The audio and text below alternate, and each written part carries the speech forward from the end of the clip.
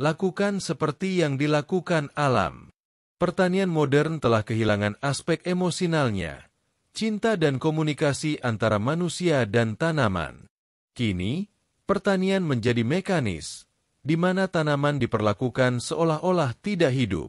Petani pun bergantung pada para ahli untuk mengelola pertanian mereka, sama seperti orang-orang yang menyerahkan kesehatan mereka sepenuhnya kepada dokter. Akibatnya, petani tidak lagi menjadi penguasa di lahannya sendiri, tetapi justru menjadi bagian dari sistem yang dikendalikan oleh industri dan kepentingan bisnis. Ilmu pengetahuan yang kompleks seringkali digunakan untuk menakut-nakuti petani, membuat mereka merasa tidak mampu bertani tanpa bantuan teknologi dan produk-produk industri. Inilah yang menyebabkan biaya pertanian terus meningkat, baik di pertanian konvensional maupun organik. Yang diuntungkan bukan petani, melainkan perusahaan yang menjual produk pertanian.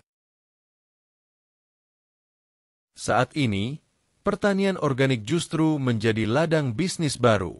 Dahulu, bertani secara organik berarti menggunakan sumber daya yang ada di sekitar tanpa perlu mengeluarkan biaya besar. Namun sekarang, petani justru diarahkan untuk membeli berbagai produk organik modern yang dijual di pasar. Mereka diajari bahwa bahan alami di sekitar mereka tidak berguna dan harus digantikan oleh produk yang lebih mahal.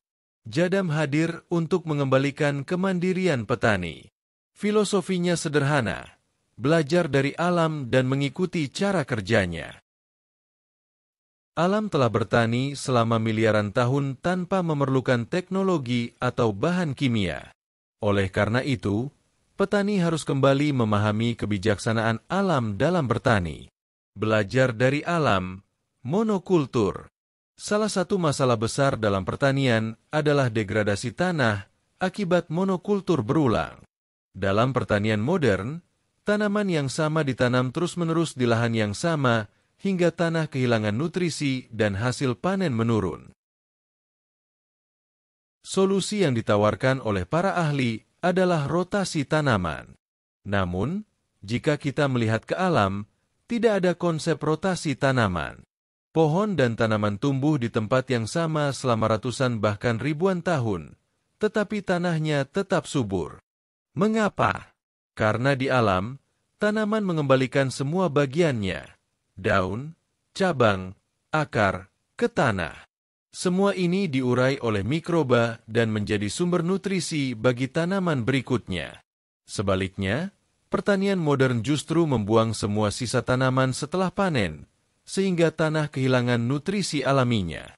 Para ahli menyarankan agar sisa tanaman dihancurkan karena dianggap sebagai sumber penyakit, tetapi pada kenyataannya, penyakit sudah ada di mana-mana dan tidak bisa dihilangkan sepenuhnya. Yang seharusnya dilakukan adalah mengembalikan sisa tanaman ke tanah sebagai pupuk alami. Jika petani terus membuang sisa tanaman dan menggantinya dengan pupuk buatan, maka mereka akan terus bergantung pada produk industri.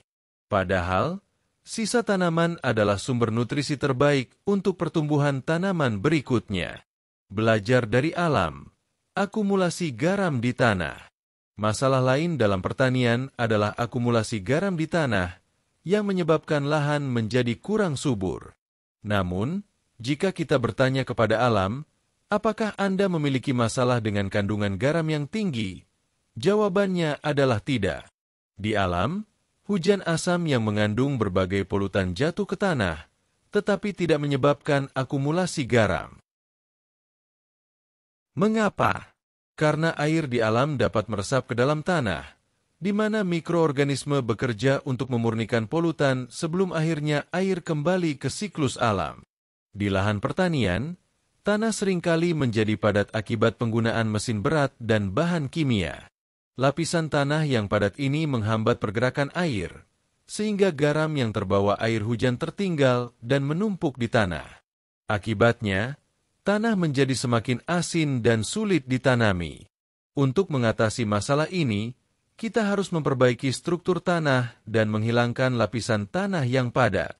Dengan begitu, air dapat kembali mengalir dengan baik seperti di alam, sehingga tidak ada lagi akumulasi garam yang merusak tanah. Belajar dari alam, cara menggunakan pupuk. Dalam pertanian modern, penggunaan pupuk diatur dengan cara yang rumit, harus difermentasi terlebih dahulu, diterapkan jauh ke dalam tanah, dan dilakukan di musim tertentu. Namun, jika kita melihat ke alam, daur ulang nutrisi terjadi secara alami.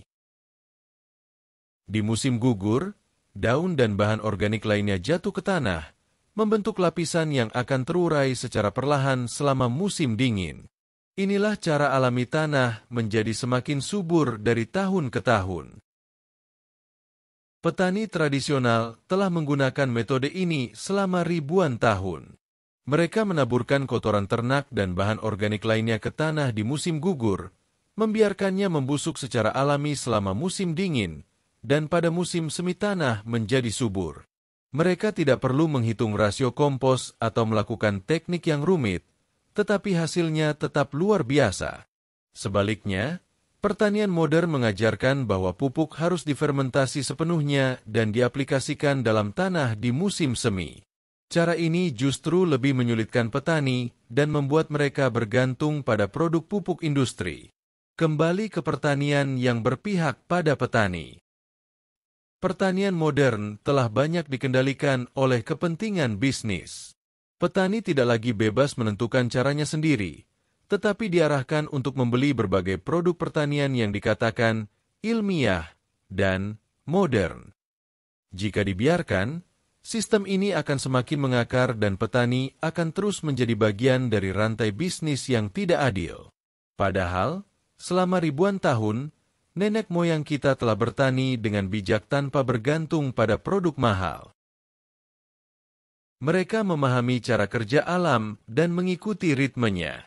Jada mengajak petani untuk kembali mandiri dengan bertani seperti yang dilakukan alam.